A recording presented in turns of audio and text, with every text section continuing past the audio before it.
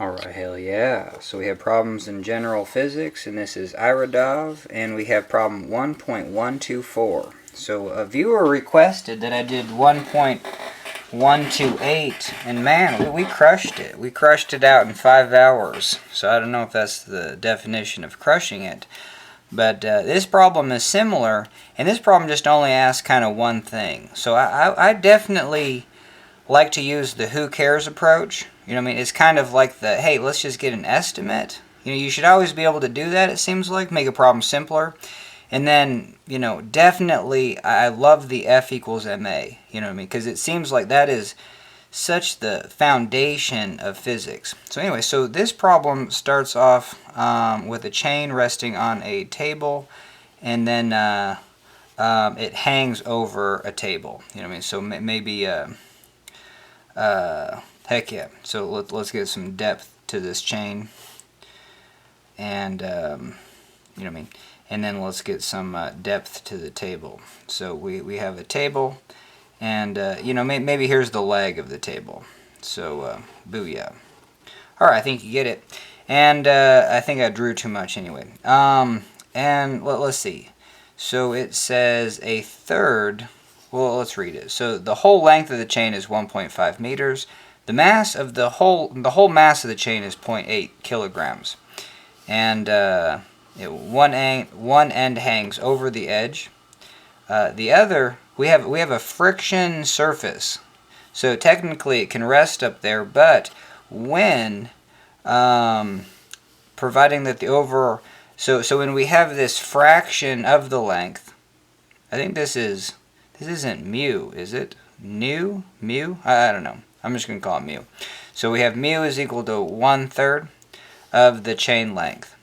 So they're saying that over here you have 1/3 of the chain length. So we kind of need to make, we should have made this a little bit bigger. So we're going to go 1, 2, and then, so the chain is just down to there. Cool. And it says, what will be the total work performed by the frictional forces acting on the chain by the moment it slides completely off the table? Okay, so so yeah, it's just like who cares? You know what I mean? The work done. So there's a lot going on there. And how do we turn that into just F equals MA or a who cares approach? So we do have you know what I mean? We do have friction. So like, hey, we have a driving force. This part of the mass, definitely, we'll just throw an arrow on it. Even just right here, we know that even through the center of mass of this, we have a mg. We have a force due to gravity. Now, we have the same force due to gravity for this section of chain going right through the center of mass, if we're going to break it up like that. But you have a normal force that did... Oh, bummer. Alright, hell yeah. So you have a normal force that like is equal and opposite. And yeah. So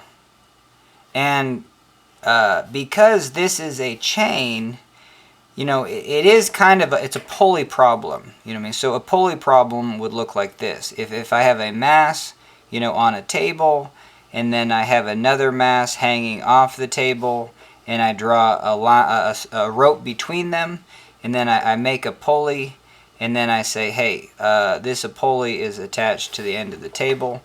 And then so here we have a driving force of mg down for this one. And I'm just going to say this is A and this is B. You know what I mean? So we have mass B of G. Cool.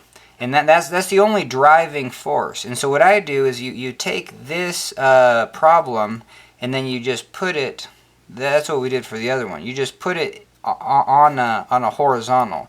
Because, yeah, I think this is really good, especially with pulley problems, because all motion happens along the tensioned rope.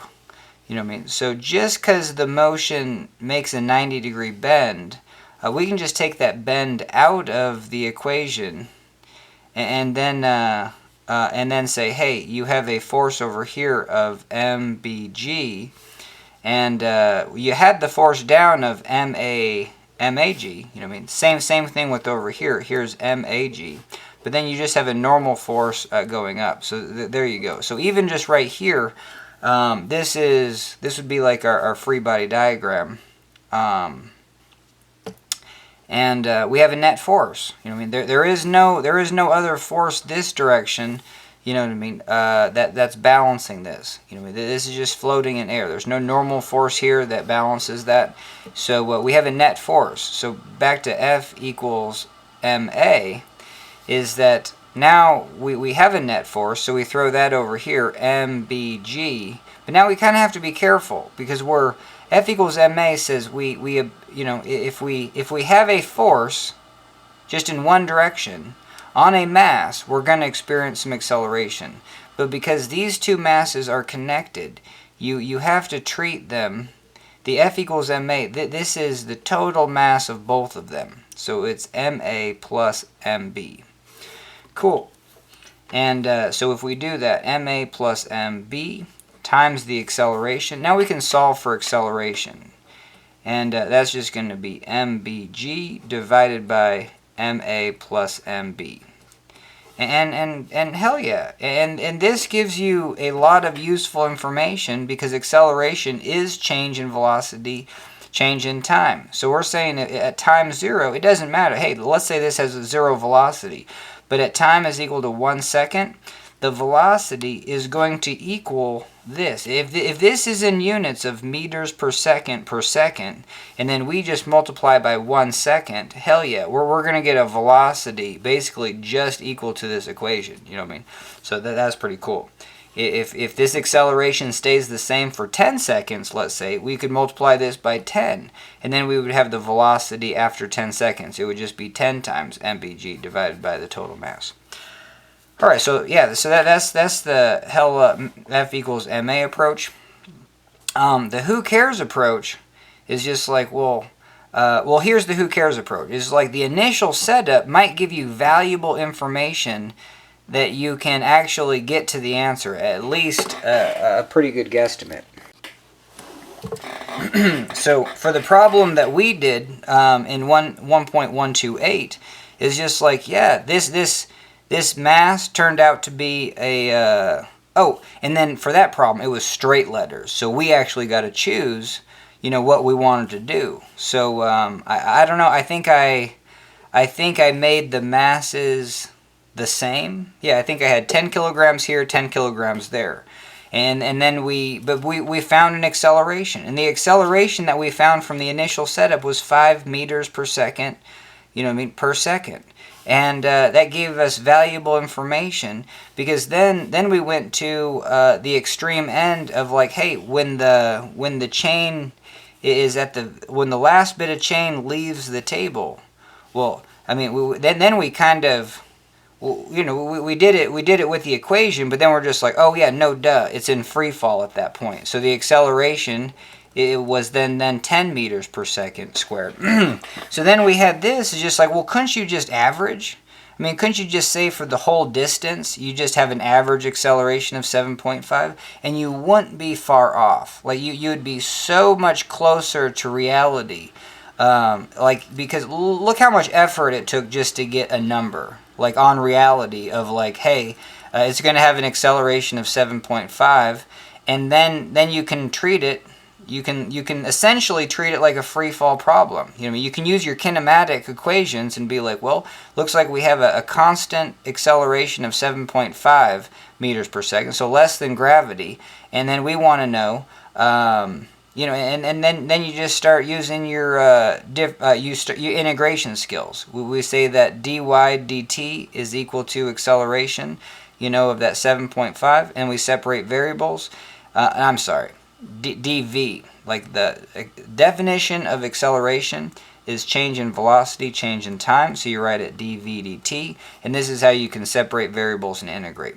And then the other one is velocity is change in position, change in time, and you can also write it dx dt, separate variables and integrate.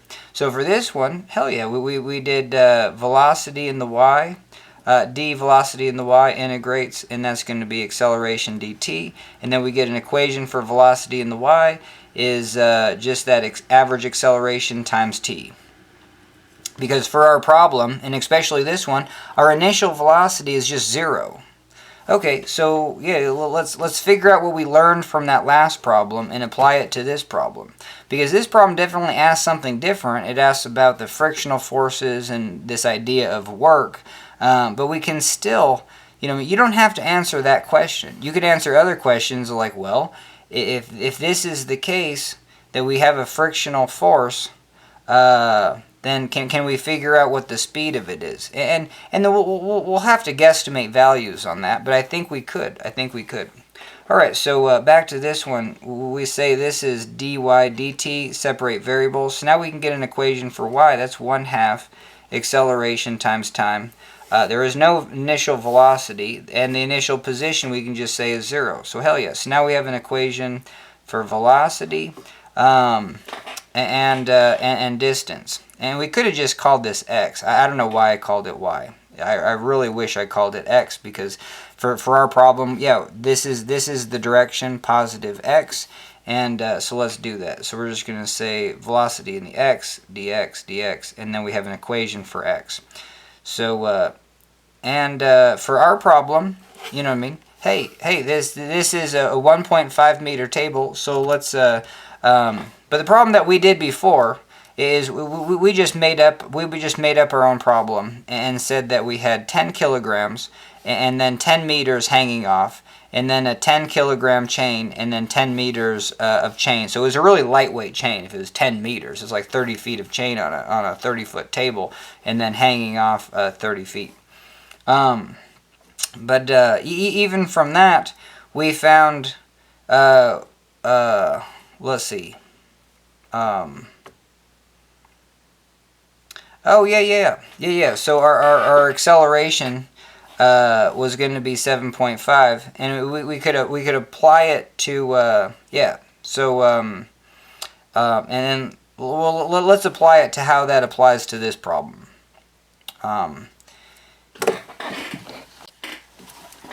Okay, so let's get some dimensions on this. We have the length of the chain is 1.5, and we have a third. So yeah, we got 0.5 meters here, and then 1 meter here. So it's 2.5 meters. 0.5 meters, 0.5. So we have a total of 1 meter, and we let's see what's So we definitely want to know. So we're gonna use what we knew for that last problem, and so we're gonna make the assumption that there is no friction on this, and so we have a driving force, and then so this whole weight is 0.8.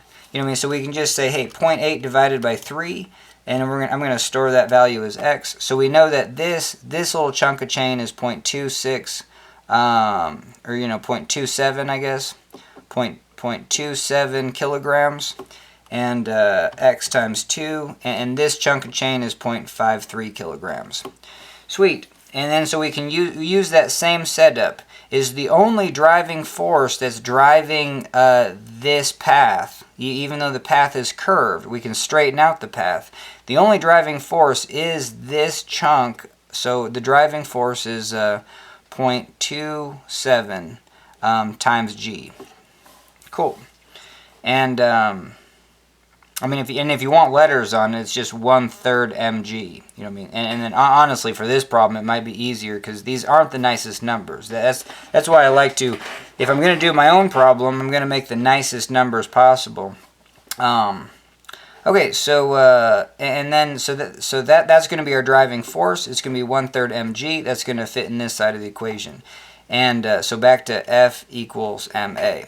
This is the only force that's actually useful in driving motion. Cool. And we're just going to assume there is no friction for this first part of this. And so that force is acting on the total mass of the chain, so that's just m. And then we want to know the acceleration. So hell yeah, the way we have this problem dialed in, and we could have dialed this one because we had the MB and then MA. You know what I mean? Hey, for pulley problems, this is very useful, and it will look like that. But when you have a chain and then you just have sections of it, you know what I mean? Your equation for acceleration can clean up quite a bit. So we're going to rearrange this for acceleration, basically just drop out an m, and then we see that the acceleration is 1/3 g, and so we kind of know that is 3.3. So cool. So even right now, we know that the max acceleration in this configuration with no friction is 3.3. Cool. And then, so that's the initial condition. So even right here, you could just be like, well, let me just pretend that acceleration is average. You know what I mean? Let's just say that acceleration happens the entire length. And then we can run through that same kinematics. And it is good to run through the kinematic equations just like hundreds of times so you can just do them faster. So now we can get an equation for velocity that's 1/3 gt. We don't have any initial velocity. And then we're going to say x is... and I mess this up all the time. I apologize. If we integrate again, this has to go to t squared. I remember the 1/2, but I don't know why I just dropped that t squared, you know. So my apologies. So anyway, so this goes to 1/6 gt squared. And then we're going to say the initial position is still like right here. This is x is equal to 0. Right where the chain is. Okay, so... Alright, and hell yeah. So these kinematic equations, they give you enough. We figured out the acceleration, and then you know you have to get both of these because you don't know what the velocity, you don't know how long it's going to take for this to pop off. So that's why you do both equations, and then you throw in, for our problem, 0.1 meter into this side. So at 1 meter, we have 1/6 gt squared. And the reason we do that is we can solve for time. And really, you should just solve for time right off the bat. So that's going to be a 6 upstairs, a g downstairs, and then square root of it. So we're going to have time is equal to 6 x divided by g, and then the square root of that. Hell yeah. So this is our time, and we want to know what our velocity is. Well, we're just going to take this value for time and throw it into our velocity equation. So now we will know the velocity at the end of the table just for this average acceleration of 3.3. Cool. So we're going to have, what is that?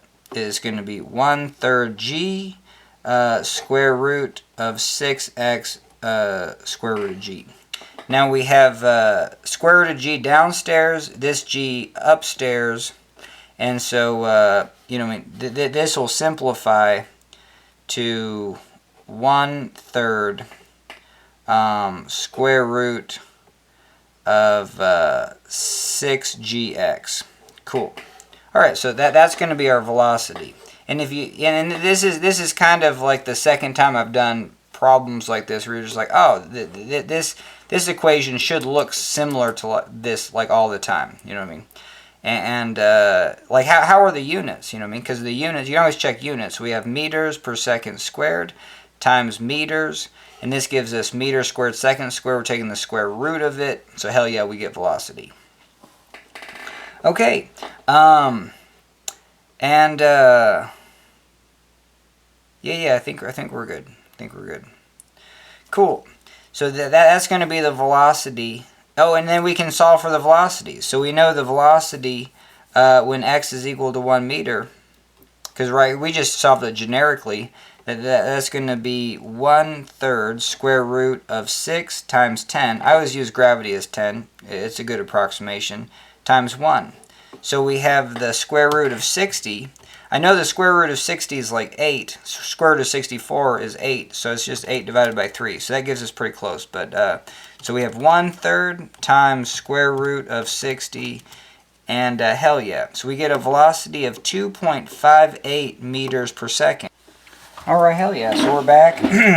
And now we just have a visual on this. If there's no friction and we have this chain, 0.8 kilograms, 0.8 times 2.2, we got almost a 2-pound chain, and it's like 1.3 times 3.3. It's 5 feet long. You know, a third's on the table, a third's off, and then it starts sliding. And if it slid without friction, we'd get 2.58, so 2.58 times 2.25, hell yeah, that's going about 6 miles per hour, you know what I mean? Okay, so we have a visual of kind of one scenario of what's going to happen. And that was just from taking the acceleration at the initial condition. So now you can say, well, when the chain just has a little bit of mass still on it, but basically it's all hanging off, and we're just going to go like, hey, we've already done this problem before, where if literally the entire chain is basically hanging off, then the whole thing is the driving force. You know what I mean? So it's back to here, like, hey, this box is basically just over the lip, and now you have A and B, and now your force driving is the force of gravity, and that's going to be MA plus MB, the total mass, times G. And for our problem, that's just mg. You know what I mean? So sweet. So instead of 1/3 mg, we're going to have a driving force of mg. Cool. And then so F equals ma. So we figured out what our forces are, and this is kind of the textbook side. And accelerate. We want to know what the hell is happening. Well, we already have a visual on the problem. It's actually going to change in velocity. It's going to start at rest and then start to change its velocity and get some velocity. And then we're observing.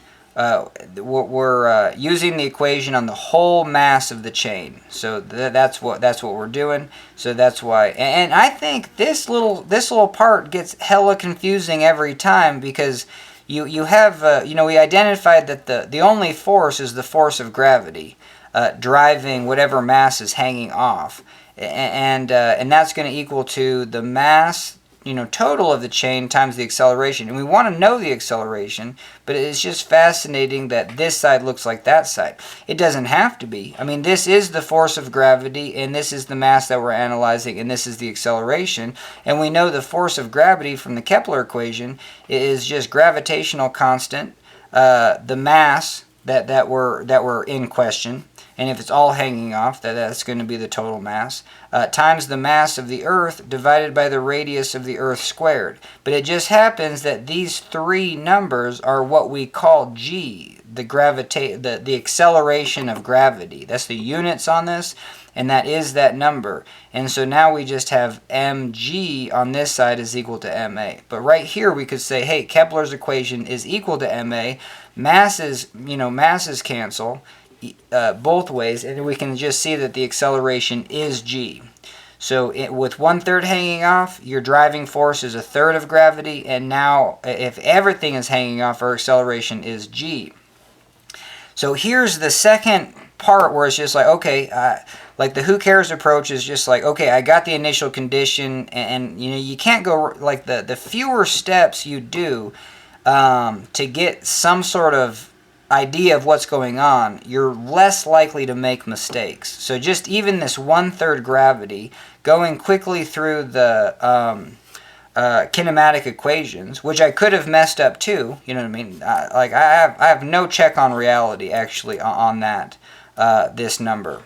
But I do, because I know that in free fall, I've done this one 100 times, that if I do have some sort of mass and 5 meters, in 5 meters, it's going to be going 10 meters per second. And why I know that is because the acceleration of gravity is 10 meters per second squared. And this is a cool one, because it brings up how the kinematic equations work. And like I definitely use the integration approach, and then do like the Excel approach. The Excel approach is be like, okay, so my initial velocity is 0. And in Excel, I don't know if you've seen me do that. We do time values, 0, 1, 2, 3 seconds. And we actually make this hella small, like 1/100th of a second. Sometimes 1,000th or 10,000th of a second, depending on how quick the problem gets over. And so we say at time, in 1 second, that's the whole definition of acceleration. Acceleration of gravity is 10 meters per second per 1 second. So if I take acceleration times time, I get velocity. Because if I go times 1 second, my units are now in meters per second. And that's the definition. Definitionally, acceleration is that. And I don't mind being a broken record on that. It's like, because it's just, you could graduate college and be like, what the hell's acceleration? You know what I mean? It's the change in velocity. And it usually has meters per second. You know what I mean? So it's the change in velocity for every 1 second. So every 1 second, that thing that you analyzed with F equals ma, you found the forces in the known universe, you're analyzing that mass, and now you can figure out the acceleration and get it into units of meters per second. And hell yeah. So in 1 second of a free-falling object, it's going to have now a velocity of 10 meters per second. This is this velocity. Okay, so now the question is, it started at 0 velocity, got to 10. Like, what's its average velocity? If you ask that question, then it's just the halfway.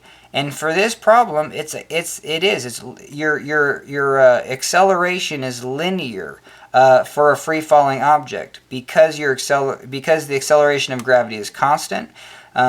So in 1 second, you're going to have a change in velocity of 10 meters per second. In a tenth of a second, you're going to have a change in velocity of 1 meter. Now you're going to go from 0 meters per second to 1 meter per second. And in another tenth, it's going to go to 2 meters per second. In another, in 9/10 of a second, you'll be at 9 meters per second. So it's a linear relationship. But, don't confuse yourself because this problem, hell no, it's not linear. We solve for the initial condition that the acceleration is a third, and then we solve for the final condition that the acceleration is a full gravity. So isn't the average acceleration just the halfway? Well, that's what we're going to do, 1/3. And how you get the average between two numbers? You add them, 1/3 plus 1, and then divide by 2. You know what I mean? And sometimes this equation gets lost, especially when you're doing higher level math. You're just like, holy, I forgot about that one. And so I always bring that up. So we got 1/3 plus 1 divided by 2. And so we get 2/3. So sweet. So the acceleration average for our problem that we're going to use is just 2/3 g. Now, is that accurate? Hell no. You know what I mean? But is it friggin' close? Is it within like 10% to 15% error? I think so. And if you're just trying to wrap your head around a problem, hey, good enough. Okay, so and then you can literally treat it as a free fall problem. You'd be like, okay, we have a mass, and it's going to free fall from there to there. So it's just so fascinating that the second you can get, like the quicker you can get a check on reality of what your average acceleration you think is, then it's just like, yeah, it becomes a free fall kinematic problem, and you can set your coordinate of 0. Usually problems start with initial velocity of 0, so it's the easiest integration approaches for your kinematic equations. Okay, so and so let's finish this free fall of why this is easy. You know what I mean? So we have we did 1 second of free fall. Our velocity changed to 10 meters per second. Our average velocity is 5, and we get that by going 0 plus 10 divided by 2. We just did that equation. So we have an average velocity for that 1 second of 5 meters per second. That's 100% accurate. So if we have 5 meters per second and we go for 1 second, sometimes it's hard to even wrap your brain around that. It's just 5 meters. It's the same thing as being, I'm going 60 miles per hour for 60 or for 1 hour. You know what I mean? Hey, 60 miles per hour for 1 hour. Well, it sounds like you're going 60 miles. That is literally the same thing you're saying by saying an average velocity of 5 meters per second for 1 second. Well, it sounds like you're going 5 meters. Sweet. So that's where that problem, you know what I mean,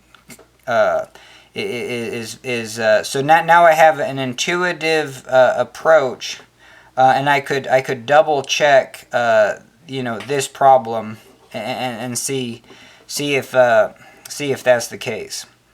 Because right here, let's back it up. So I said my initial velocity is 0, and then I'm saying some final velocity is 2.58. Well, let's find our average velocity. That's 2.58 divided by 2. So now I know my average velocity is 1.29 meters per second. But again, I just don't think we know I mean, that's why kinematic equations kind of suck too, because it's not intuitive going the other direction. That's for sure. Because, well, no, it is. If this is, no, it's just a little bit harder. So, it's the same thing as like, oh, I'm going 60 miles per hour for 60 miles. This is what we're saying. I'm going an average velocity of 1.2 meters per second per 1 meter. And I'm going a distance of 1 meter. You know what I mean? So now what do I want to find? I want to find the time. And this is where I actually say the units are the equation. So I write meters per second. I write meters. And what do I need to do to these to actually get time? Well, I need time to, like, I could invert this one and then multiply, and then that's basically what we do. If you see it that way, where you're just like, well, if I flip this one upside down and then multiply straight across, I'll have seconds. But I just get used to doing meters divided by meters per second. Meters cancels and second pops upstairs. So let's do that. We're going to take that 1 divided by that 1.29, and now we have some sort of time reference on this problem. You know what I mean? In 0.775 seconds. And let's just call it 0.75 seconds, we should generate this velocity. So now let's do it forward. You know what I mean? Because we just said we knew the acceleration for this first setup is going to be 1/3. So we can say, hey, this is going to be a change in velocity of 0.33 for every 1 second, and I'm going to say that we go for 0.75 seconds. So even right now, I'm going to have a change in velocity. Oh, holy hell. Well, why isn't this not working? I feel like it's... Oh, no duh. It's 1/3 times g. So my apologies. It's 1/3 times 10. So my... for free-falling objects, hell yeah, it's every second change in velocity of 10 meters per second. For this problem, we have 1/3 of g. That's where do I have it written? Obviously, the meters cancel, and I have an acceleration of 1/3 g right here. 1/3 g. G is 10, so I have 3.3. So in every second, I'm gonna increase this velocity. This velocity of this chain is going to be 3.3 meters per second. I only have 0.75 seconds before this thing goes to the end, because we just figured that out. So we're gonna do that 1/3 times 10, which is 3.33, times 0.75. Hell yeah. So now my velocity is going to be 2.5, you know what I mean? And that's kind of what we get. It's going to start at 0, end at 2.5, and that's going to happen for 0.75 seconds. So we need to figure out our average velocity. It's just that divided by 2, and then we can figure out our distance. If our average velocity is 1.25 times 0.75, we basically go a distance of 1 meter. So that was the check on reality there.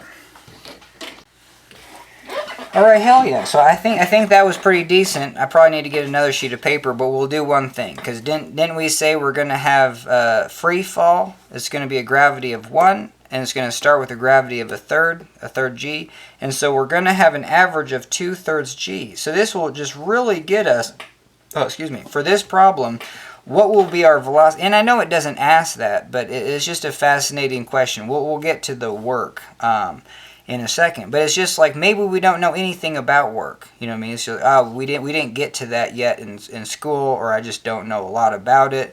Work is like work energy sucks. I don't know. It makes problems hella easy, but it does not make them intuitive. Like if you know the equation, you know what I mean. That's what I hate about physics, is that you like work energy. Moments of inertia, whether it's mass moments or even area moments of inertia for material mechanics. The second you get to that next level of equations, you can just lose all sense of just the F equals ma, just like basics of what's happening in the physical world. Alright, so okay, so if we have an average velocity of 2/3 g, Now we run the kinematic equations. So we know that our velocity is going to be 2/3 g times t, and our position is going to be 2/6 gt squared. And so now we can figure out our time value. So our time, sorry it's getting hella. Well, let's get some new sheet of paper. So here we go. So we're going to solve this for t. So we can go 6 divided by 2. This just flips. If we take the 6 upstairs, 2 downstairs, that's what I did. And then the g goes downstairs, and then we still have the x, and then we take the square root, and that's going to equal t. So now we take this value for t and throw it into our velocity. That's what we're interested in. We want to know velocity is 2/3 g square root of 6 divided by 2 g x. Heck yeah. And now we can clean it up. If we have a g upstairs and a g downstairs with a square root, I mean, yeah, should we go over this? Because here, you could write this a bunch of different ways. And this is cool. This is kind of what makes maybe my videos stand apart, is like, hey, we take a slower approach. There's no reason to rush. So because we have a product, everything is just a multiplication or division. We don't have any plus signs. It's not 6 plus x. You know what I mean? So if that's the case, this square root can just be put on the upstairs terms. You could do it like that. So we'll start there, 6x divided by the square root of 2g. You know what I mean? Hell yeah. I mean, and then let's just keep going. You know what I mean? Even though this is a lot of pen strokes, I could do the square root of 6, square root of x, divided by the square root of 2, divided by the square root of g. Well, it's just like, whoa, this is how you pop out numbers out of that. You know what I mean? If you've ever seen that where you got letters inside of a square root, but then the numbers aren't. You know what I mean? So let's do that even right now. So we have 2 square root of 6 divided by 3 square root of 2. We still have a g downstairs, but now we have the square root of x divided by g. I mean, now we're just kind of having fun. You know, I mean, maybe we look like a mathematician because we just did it that way. But what we want to do is actually kind of combine these g's. So let's go back. It's kind of back to this one. So we're gonna, and if you have it written like this, you know, the square root just happens to be a very common symbol, but it is still the same thing as 6 to the 1/2. That's square root. So we'll do that to every term. So we have 2/3 g, and then we have 6 to the 1/2, x to the 1/2, and I dig this part about problems, you know, where you just kind of get to work on your basic math skills, and so hell yeah. And what are we forgetting? No, we got the g right there. Whoa. So I have this kind of written horribly. You know what I mean? This g should still be upstairs. Okay, so this g is upstairs. So let's slow down and just get everything upstairs and downstairs. So we got 2g, 6 to the 1/2, x to the 1/2, and then this is 3 times 2 to the 1/2 times g to the 1/2. And even right now, we have a g up here. It doesn't have one, but you could throw a 1 on it. Cool. And then the other thing that you could do is, and I'm going to switch those places. So we're going to go 2 times 6 to the 1/2. And then we have, we could do this. So we could do g to the 1, and then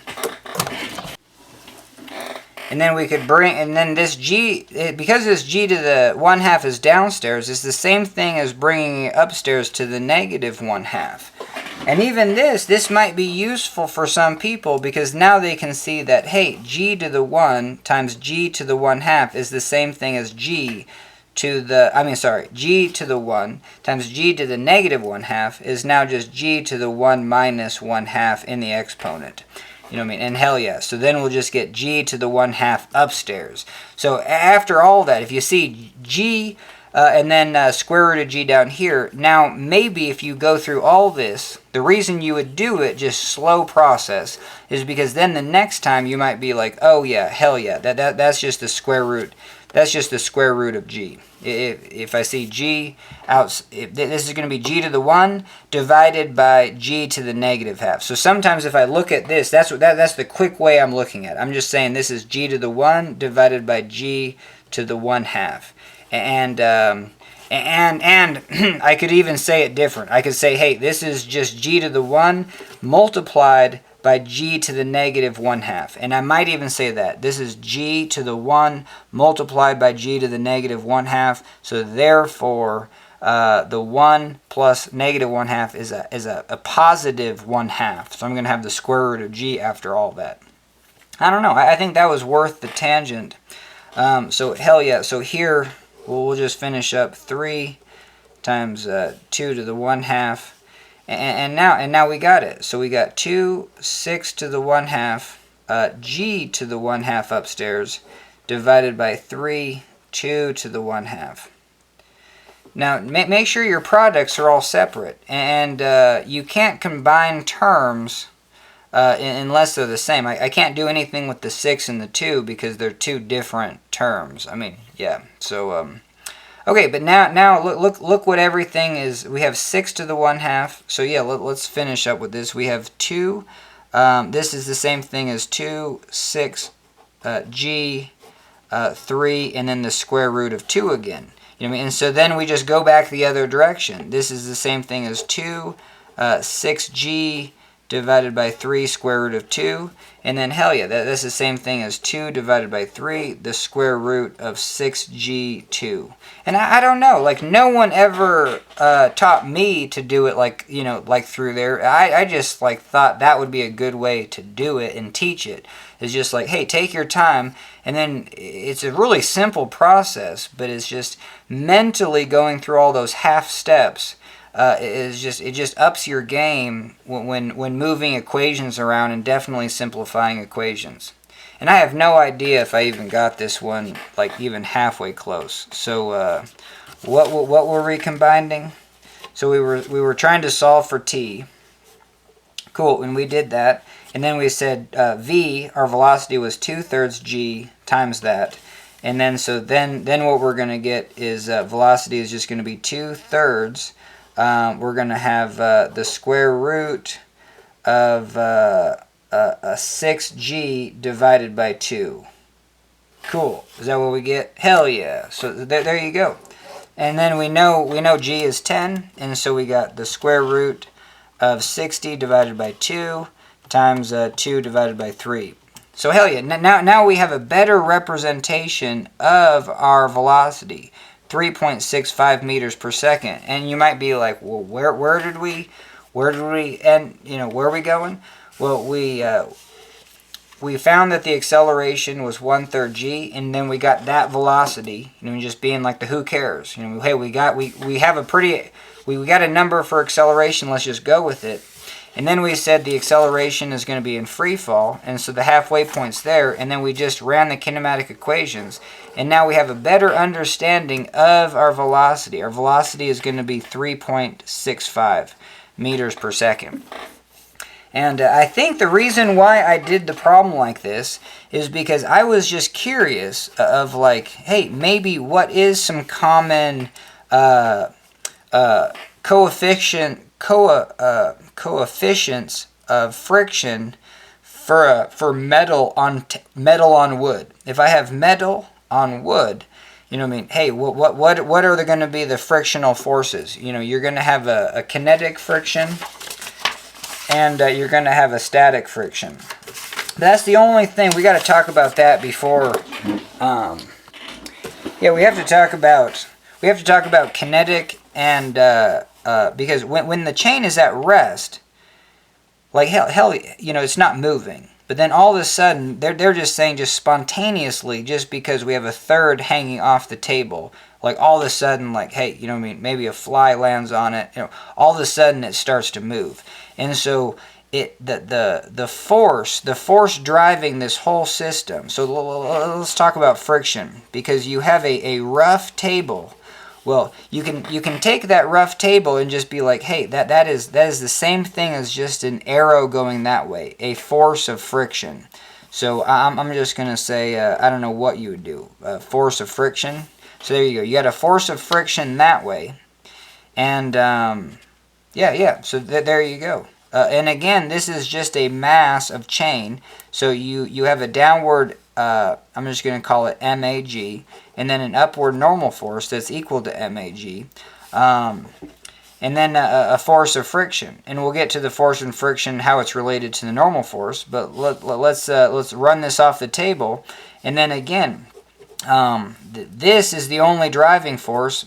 The mass that's hanging off the table, mass of B times G. So if we go back to our F equals MA equation, well now, hell yeah, from our textbooks, we know that there's a force of gravity. Cool, and that's going to be MBG. But now, and this is the direction that we're saying gravity is 10. In this direction, we're going to say, hey, this is the positive, positive X direction.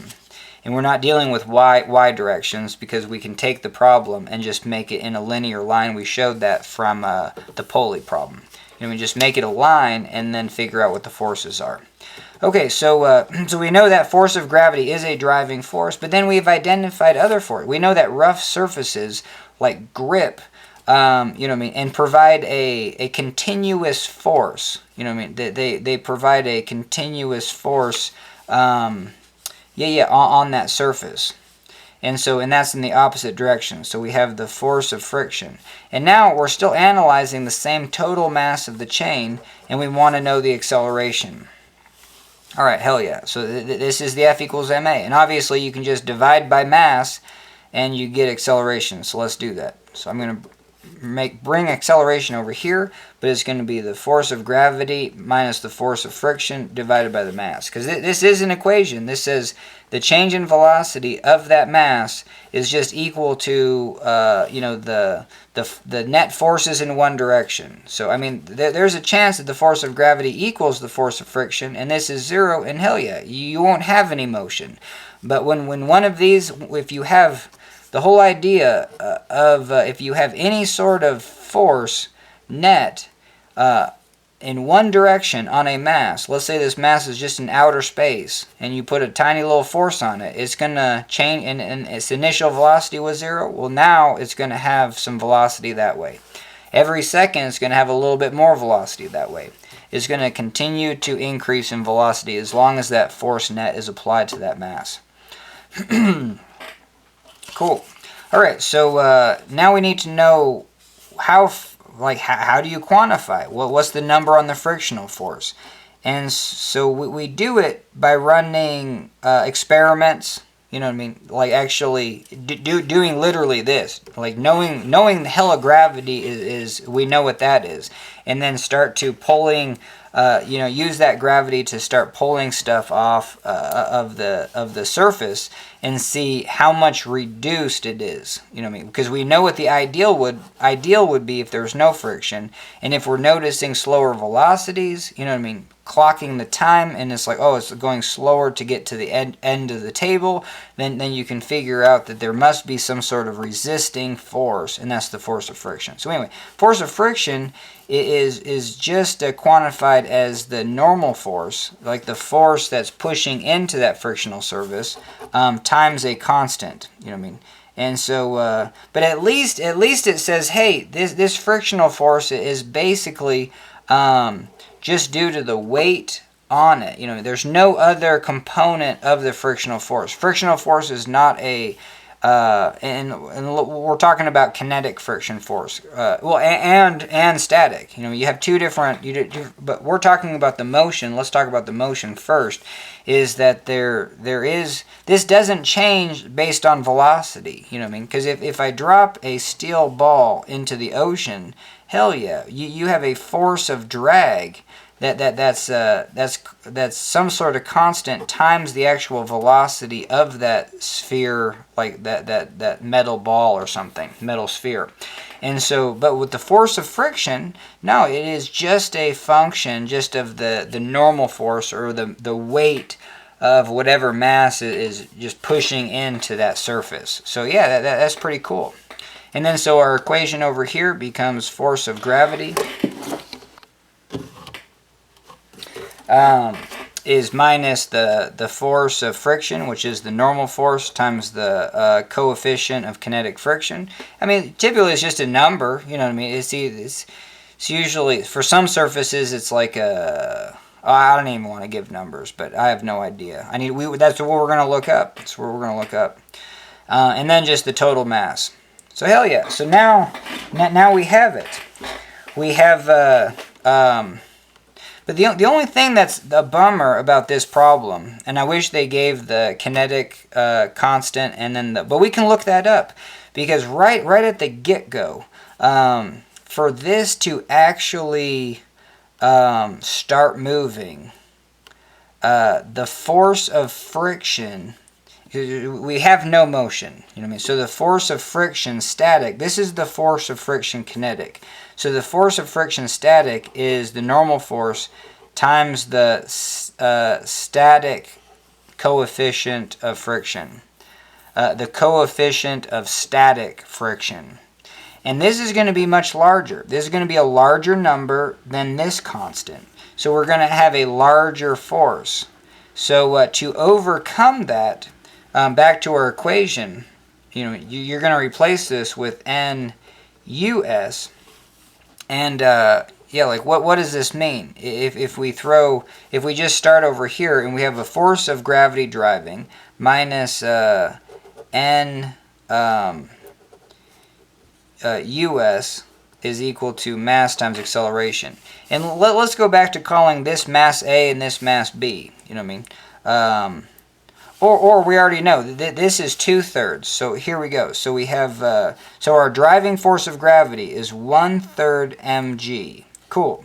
And now we're going to subtract our normal force, and the normal force is going to be 2/3. So we got 2/3 mg, but now times a constant of static friction.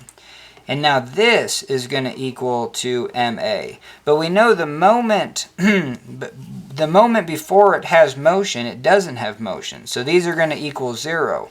So now, so even as the problem states, oh, this is fascinating. Well, doesn't that mean that we could actually solve for what this value is of static friction? Hell yeah, because this is equal to 0, and I'm going to bring this over here, and we're going to have like 1/3 mg is equal to 2/3 mg coefficient of static friction.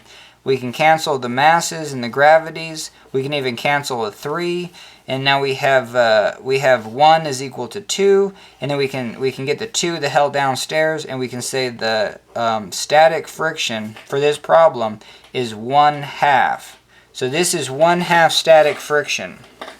Okay, but that doesn't give us any useful knowledge, because the problem already states in this configuration it starts to move, and so what we need to know is what is the kinetic friction. And we know that the kinetic friction has to be less than 1/2. So now I'm going to go to online and figure out like how much kinetic friction is less for metal on wood. Alright, hell yeah. So I found some values. So we have steel on wood, metal on wood right here. So static friction is 0.5. So sweet. So the problem definitely jives. You know what I mean? And then we have kinetic friction of 0.3. Cool.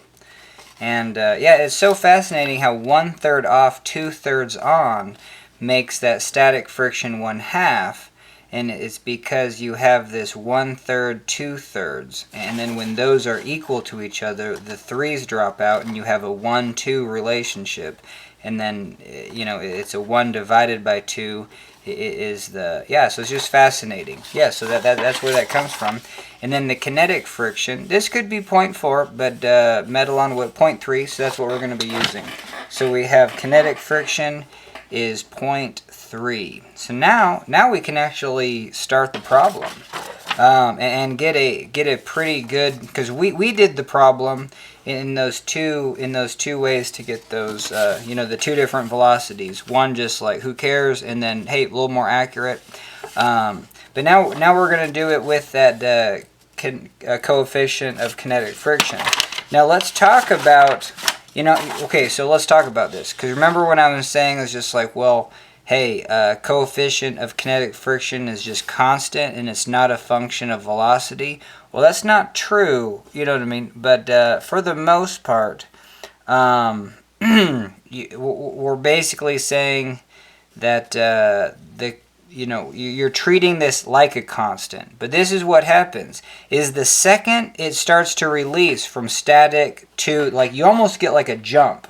You know what I mean? So think of it like that. So the second it's not moving to the second it's moving, think of it like it's jumping across that rough surface. So for that brief moment, the coefficient of kinetic friction is very low, but then as you develop some sort of, once you start that velocity, even at a very low pace, then the kinetic friction gets to its max. And then if you're hella going fast, you're almost skipping across the rough surface, and so that goes down. And so what I just said just totally mimics this graph. So this is, if you ever see, probably no one's going to be looking this one up, but that's what happens. It's when you start at rest, it's like going to like maybe skip across that surface, but then even with just very little velocity, this is 1 meter per second, and then usually these values, they get taken at 4 meters per second. So I just noticed that in the literature. At 4 meters per second, you have a kinetic coefficient of friction. But yeah, so it skips across, reaches some sort of max, but then with some sort of, problems with that have velocity, well, yeah, they're going to be in this range right here, and then maybe this flattens out. But if you get really high velocities, you know what I mean, man, this also might just continue to drop, just because you're kind of skipping over that surface, maybe. Just lots going on. But anyway, that's kind of just the quick rundown. And now we can let's get some fresh paper and do this.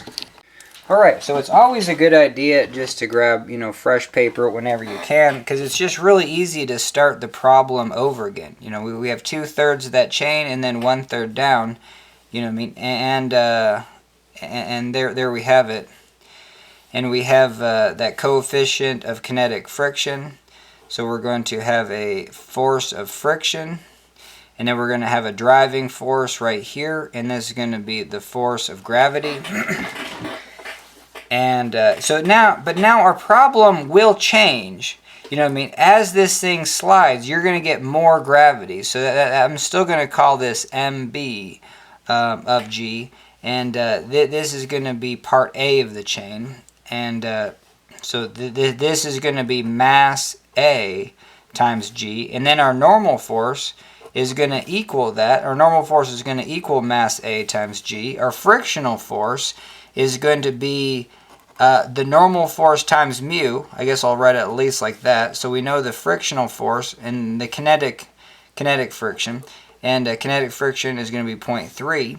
And so that's going to be MAG times mu k. So that's just the normal force times the coefficient of kinetic friction. Okay, hell yeah. And then we're not going to get to it yet, but obviously this chain can move this direction, some value of x. So we're just going to say that, when this chain is, let's say when this chain is at half the distance, well, then the driving force is going to be double. The driving force would be, double. And the coefficient of kinetic friction is going to reduce. So we have that. But let's try to keep this as simple as possible. Again, we're just going to say F equals ma. We made it a linear problem. So now even the chain can look like this, where here's 2/3. And then we're just saying, hey, right here we have that force. We have a force of mbg, So that's going to be the force that direction. We have a frictional force backwards of MAG, and times mu k, because that's why this is just going to be a third. And so even right off the bat, is this going to jive? You know what I mean? Because we have, this is going to be 1/3 mg, and this is going to be 2/3 mg times mu k, and this is going to be 2/3 mg times 0.3, and if these, so let's figure this out. 2 divided by 3 times 0.3. So this is going to be 0.2 mg. Okay, so yeah, we're just fine because this is going to be 0.33 repeat mg. So we're still going to get, like, even from the initial condition, we're still going to get a net force. So we're going to get a force net in that direction. And that net force is going to equal 1/3, 0.3 minus 0.2. And it's going to be 0.13 repeat mg. So that I just kind of visually did that fast, and then so we have that's going to be the net force. We go to F equals ma. We're analyzing the whole mass. That's going to be m, and then we found the force net. You know what I mean? So we turn this into force net, and then we can figure out what acceleration is. That's force net divided by m. So cool. That is just going to be 0.13 g, because the m's will cancel. See how this is just 0.13 mg divided by m, and then the m's cancel. Hell yeah. And so this is our acceleration, so it's much less. With friction, you know what I mean, the driving force of gravity on that part of the chain is getting reduced by the friction. So now, but now the same thing applies. You could still say this is an object in free fall on a planet where gravity is 0.133 the Earth's gravity, you know what I mean? And then so the kinematic equations apply. And this is the first who cares check on reality that, you know what I mean, just carry it all the way across and find your velocity. But we know, like, once this thing gets to here, it's going to be in free fall. So at that point, it's going to be just acceleration g. And then so is it an okay thing to say, hey, isn't the average acceleration just the difference between them? I'm going to store that as alpha b. So let's figure out the difference between it. So we have that plus 1 divided by 2. So the average velocity would be 5.6 repeat g. And so we have a bunch of ways to say who cares. I mean, we found the acceleration for the start of the motion. We could just carry that through the short distance and be like, cool, I'm fine with that. And we can figure out, that would be a low end on velocity. The highest end for this problem that the velocity could be would just be taking the whole thing in free fall. You know what I mean? Just say the whole mass of the chain is just in free fall, and that would be the velocity at the very end. And again, the problem doesn't ask for it; it asks for the work. So I definitely want to, at some point, mention that. The only reason you're trying to find the work done by the frictional force is because that is reducing your, when we do energy, so we can do that right now. So if we have like potential energy, if we have some sort of potential energy, you know what I mean, like you have a mass that's ready to fall, like a distance h into the water, and that's you jumping off a cliff. You have potential energy of mgh. Cool. And then once you lose all that, because you set your datum for potential energy to be to 0 down here, you know what I mean, then your kinetic energy. If there's no energy lost in the system, 1/2 mv squared. These two are going to equal. You're going to have no more potential energy, and it's all going to be kinetic. But if you figure out your number for your potential energy of the situation, then and then at here you have no potential energy. It's all kinetic, and you can figure out your velocity. That's where velocity just becomes square root of 2gh. And you can even visually see that. You know, if these two things are equal, masses cancel, 2 pops upstairs, square root of 2gh. You know what I mean? Hell yeah, that's velocity. Okay, so But then if you do have energy losing the system, due to friction, you might not have any more potential energy, but it's not going to equal 1/2 mv squared because you lost energy. You know what I mean? So it's going to be like the energy at here, because of maybe like air resistance, or in our case force of friction from that coefficient, it is going to reduce this number. And if this number is smaller, you can solve for velocity, and that's going to be a smaller number for velocity. Okay, so that's just kind of the quick way of saying, like, why are they asking for the work done by the frictional force? Okay, so so to make this problem a little bit better check on reality is we're going to find the halfway point. So when we have 2/3 on the table, at the 1/3 mark, where we got 0.5 meters here and then 1 meter hanging off, we're going to use the same equations. So now our driving force is going to be 2/3 mg. That's going to be our driving force. Our force of friction is going to be 1/3 mg times mu k. and let's do it just with the straight up F equals ma. So these are the forces that we observe. And so let's throw them into this side of the equation. We have a driving force of 2/3 mg. Subtract a 1/3 mg mu k going the other direction. We're observing that this is going to be operating on the total mass, and we want to know the acceleration.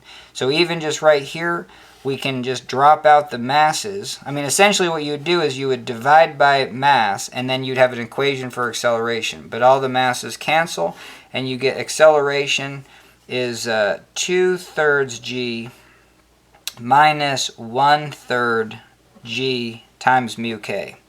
And we know this is 0.3, so we have 1/3 times 0.3, and then we have 2/3 minus 0.1.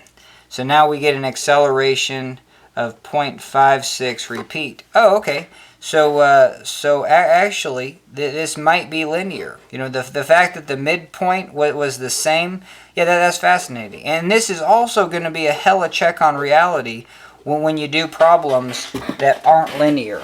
You know what I mean? Where you're just like, well, if this is the acceleration at the start, this is the acceleration at the finish, and then I just use that equation of adding them and dividing by 2. I could figure out the acceleration at the midpoint, and then just go to the midpoint and see if that's the acceleration. Because if it's not, then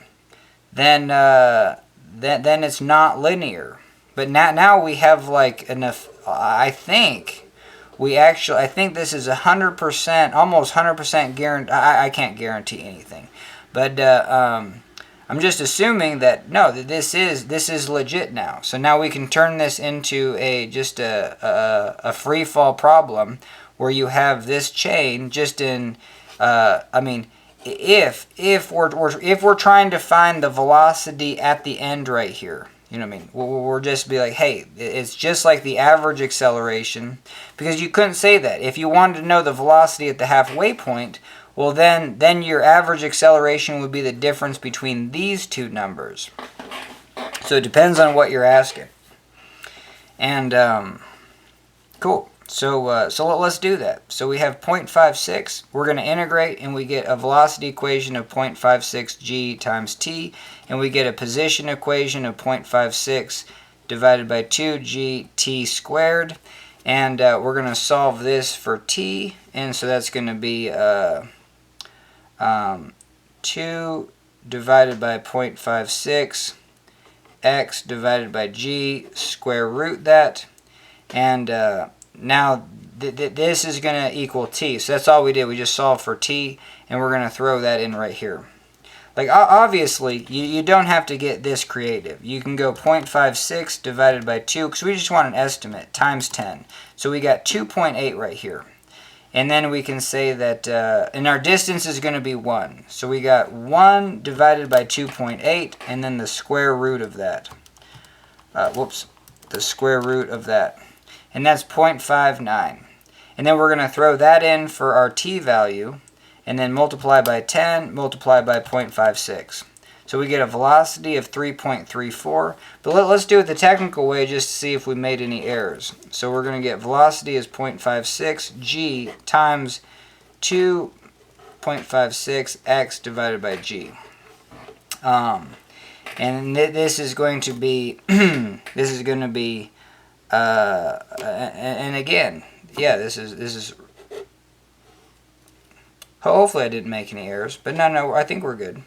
So we got the 2 times 0.56 times g times x. Yeah, I think that's it. It's just it's the 2gh, square root of 2gh type thing. So it looks familiar. So we got 2 times 0.56. Well, what's our 0.56? I guess we're just using that, yeah. So 2 times 0.56 times 10 times 1. Square root of that. Answer, and we get 3.34. So sweet. So we have a check on velocity is going to be 3.34 meters per second. I just got confused because I didn't know what to compare it to. But we said without friction it was going to be 3.65. So now we have something to compare it to. And there was no steps in this process where it's just like you could make hella errors. You could make errors in your calculations and get numbers that aren't going to match up. But I think you would be able to catch those because we're just doing such a slow roll process. Alright, hell yes. Now we're going to grab another sheet of paper. We're going to get our 2/3, and we're just getting kind of faster at this. We have a force of friction. We have a driving force of mbg, and then we have a normal force of mag. And the force of friction is mag mu k. Heck yeah. And then, so now it says, like, hey, what is the work performed by the frictional force? And so what is the definition of work? I would write it like this. I think we all know it's just force times distance. But then, the who cares approach is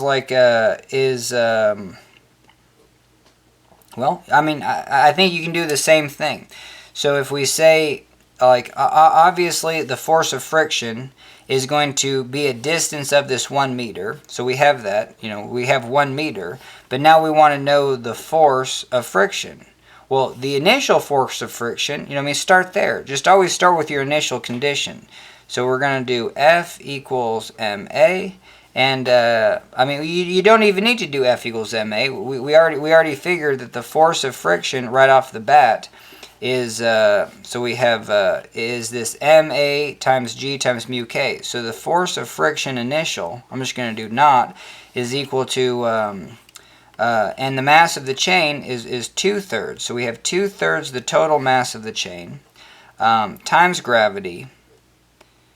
And and the cool thing about this, when we did velocity, the mass canceled out. Like there was mass was never a function of velocity, and that was kind of fascinating from that other problem that I did.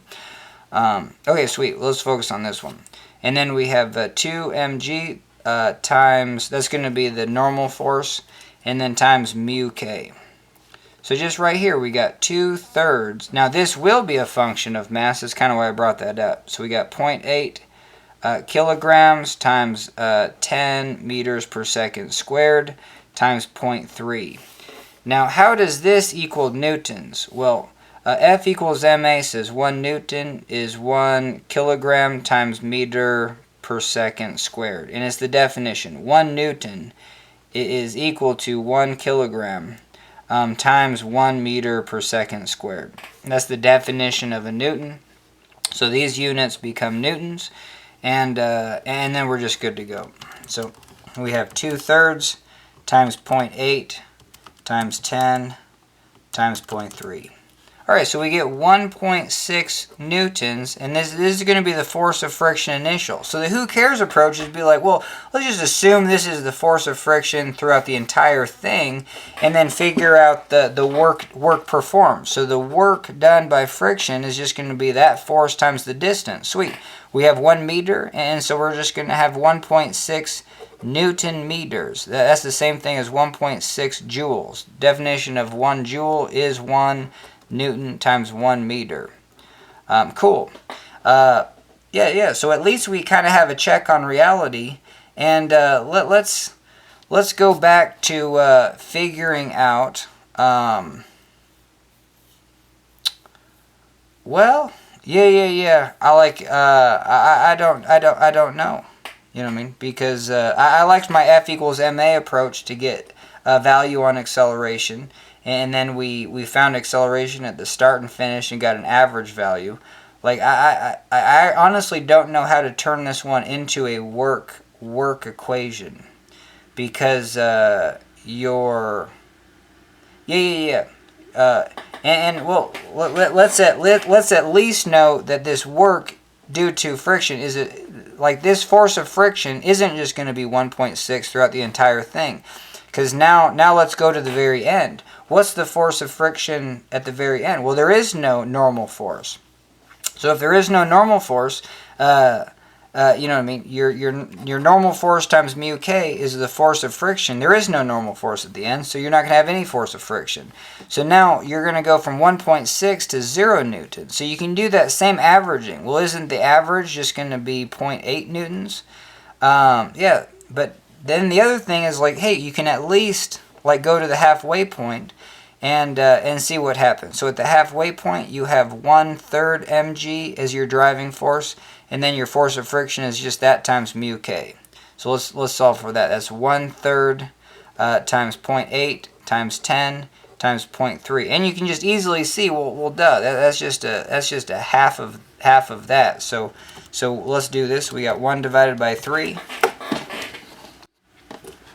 Times 0.8 times 10 times 0.3. So this is 0.8 joules.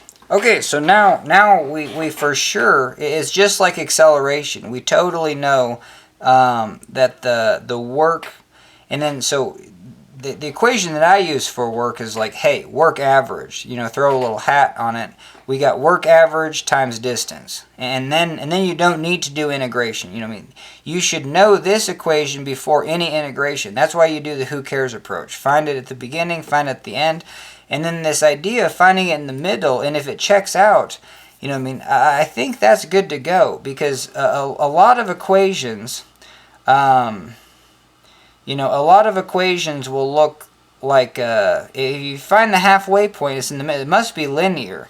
You know what I mean? Because usually if it's like this, like it's going to look like that, and your value at the middle is not going to be the halfway point. It's going to be much lower, or it could look like this and it's much higher. You're not going to get an equation that does this. You know what I mean? That is just not going to happen. So this is a really cool check on reality that I didn't realize. I've always done the start and the finish, but yeah, if you figure out what the halfway point is, and it's the average between the two numbers, then you got to check on reality. Alright, so our work is going to be that average, and it's going to be 0.8. And I'm sorry, I didn't call it, this shouldn't be joules, this is newtons. So we have 0.8 newtons times a distance of 1 meter, and we get 0.8 joules. So that's the answer for the problem, guaranteed. What will be the total work performed by the frictional forces acting on the chain at the moment it slides off the table? I need to pause the camera just to see if, like, I could figure out, well, how now do I use the work energy equations for this to solve for the velocity? Because usually work energy equations are very good for solving for velocity, as we just showed. But because these things vary, I don't know. Yeah, I'll have to look that one up. Alright, hell yeah. So I definitely want to wrap this up quick because I need to get to bed. But we're going to use energy, you know what I mean, from what we found. And so, you know, even with the force of friction, we can do this. So the potential energy, you know what I mean, is some sort of, you've heard, like mgh, you know what I mean, is some sort of mass, and then we got, you know, your gravity, and then you're up a certain height, and that's going to be the potential energy. Now, in our problem, you know, it's still the same, you know what I mean, we still have the total mass of the chain, but our gravity is obviously going to be different. Without friction, we said that the gravity of this whole thing, and we can go over that again. You have a driving force of 1/3 mg. That's going to be the force is equal to mass times the acceleration, and then you have a mass of the entire thing. So in this initial position, you see that the acceleration is just 1/3 g. But then we said, hell yeah, like once it falls off the table, acceleration is g. And so we can take the average, and it's going to be 1/3 plus 1 divided by 2. And so that's going to be an average acceleration of 0.66 g. So that's what we're going to say. We're going to say, you know, instead of potential energy being mgh, it's going to be m 6.6 g. And then the h is going to be that 1 meter, you know what I mean? So I'm just going to say mgx. There you go. So that's going to be potential energy. Now kinetic energy, we're going to lose all that. If we're going to set the datum of 1, you know what I mean? And this, we're going to lose all that potential energy once it gets to there, and so it's going to equal 1/2 mv squared. If there is no friction, these two are equal, and let's at least do that. So I'm going to store this as x, and holy Toledo, I missed the decimal, so 0.66, you know what I mean?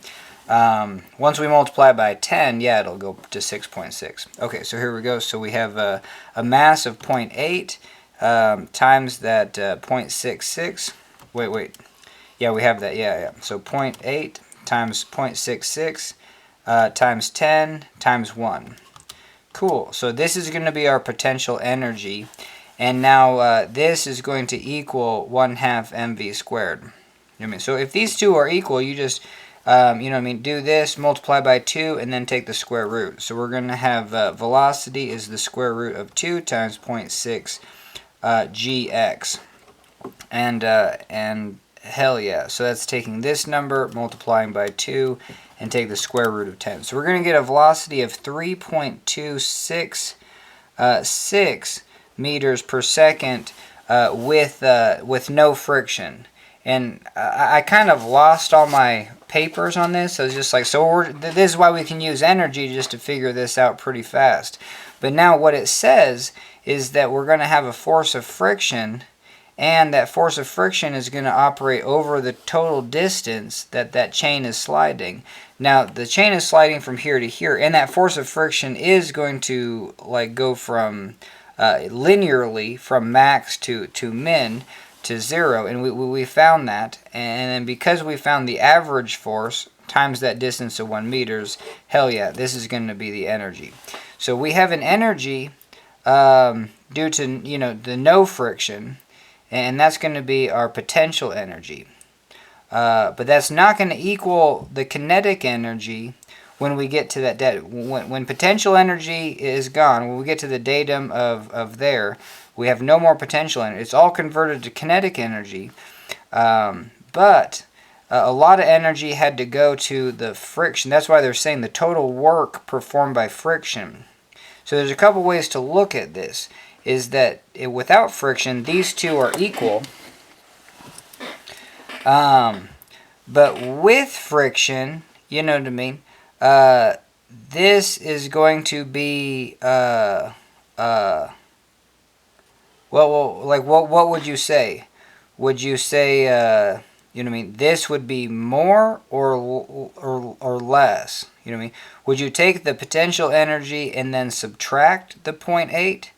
And then that's going to equal to your kinetic energy? Yes. And then that's the same thing as saying, hey, take the kinetic energy and adding 0.8. So I think mentally, you'll have to get your mind around doing it both ways. Because now what we're saying is like, hey, energy can't be created or destroyed. You know what I mean? I mean, we have this much potential energy. That's the max energy that we can work with. Now we're just putting it into two different places. We're putting it into the force of friction, and then we're also putting it into motion.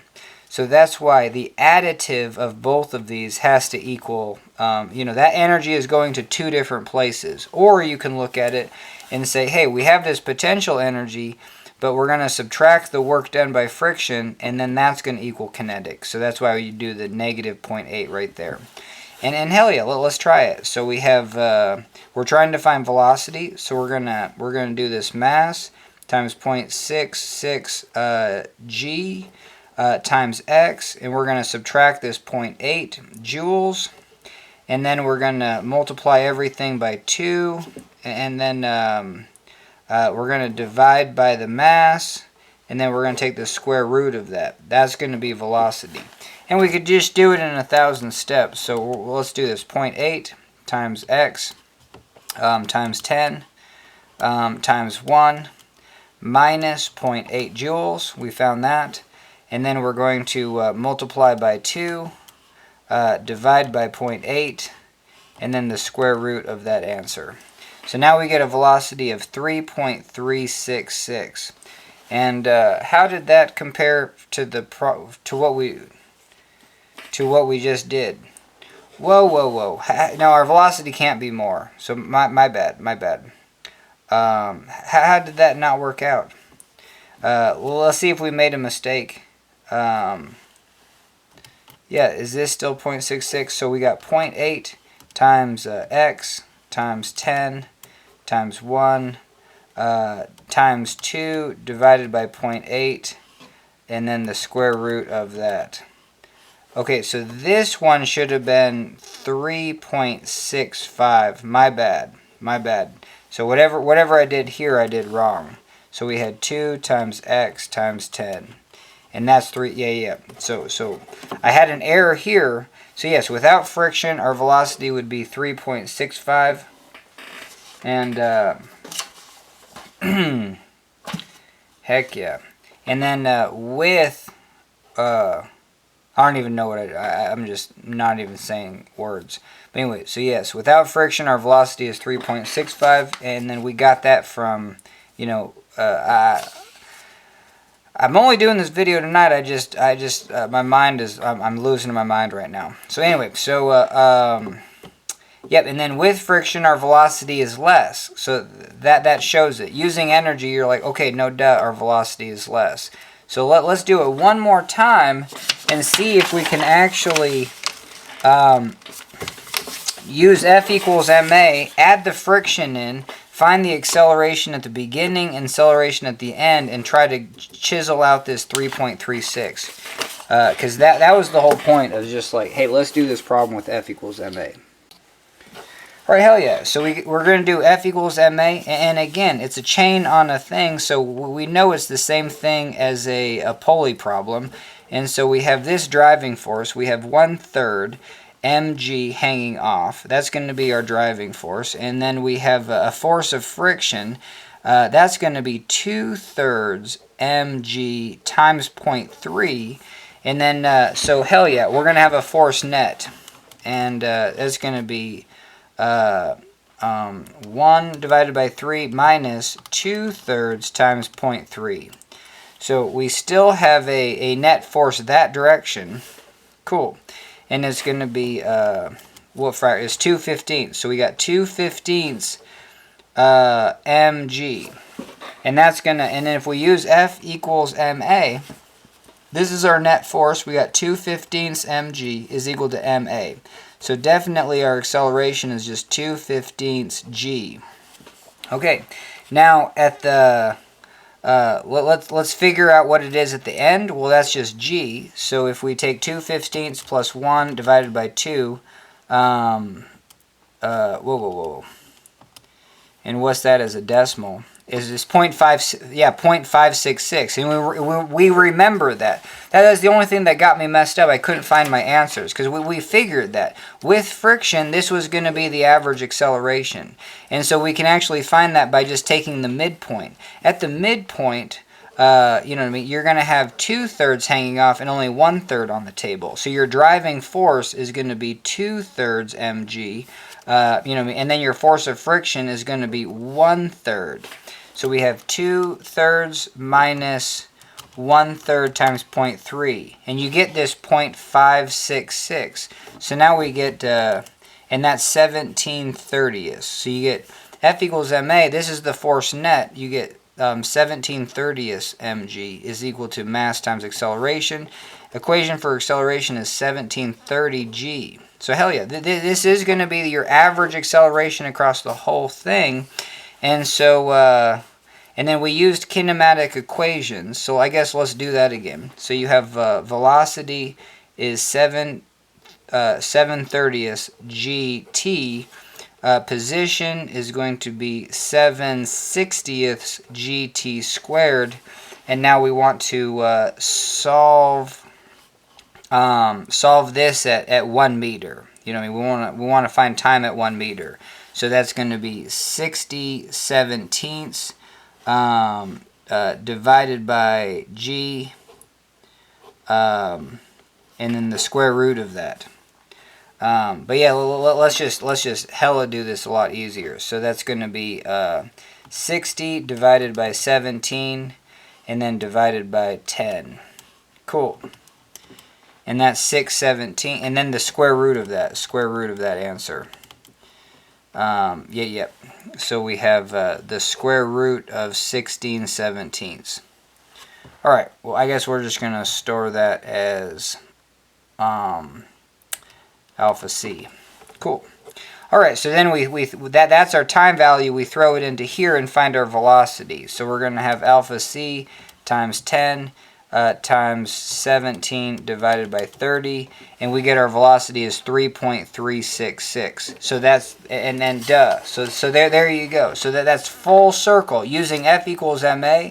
So yeah, so what we've done is we've used F equals ma, set up the problem, initial condition, and then figure out what the ending condition is, find the midpoint just to see if it's a linear problem and not. And even if it isn't a linear, you know what I mean, even if it's not a linear, you know, your acceleration here, acceleration there, you know, even if it's not linear and it's like this, who cares? You know what I mean? You'll still get a fairly accurate answer.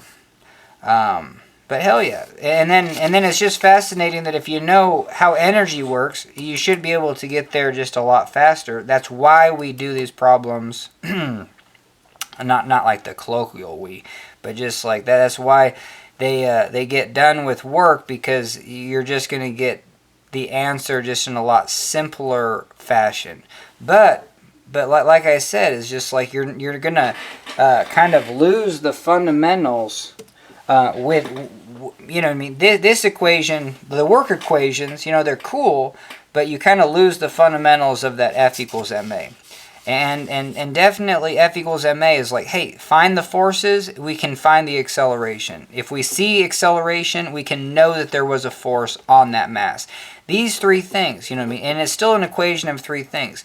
Choose a mass. If we identify forces, that object will move. Or if we see movement of an object, it must have had a force on it. You know what I mean? So hell yeah. So I think I'm done with this one. Thanks for joining me, and guess what? That's a video.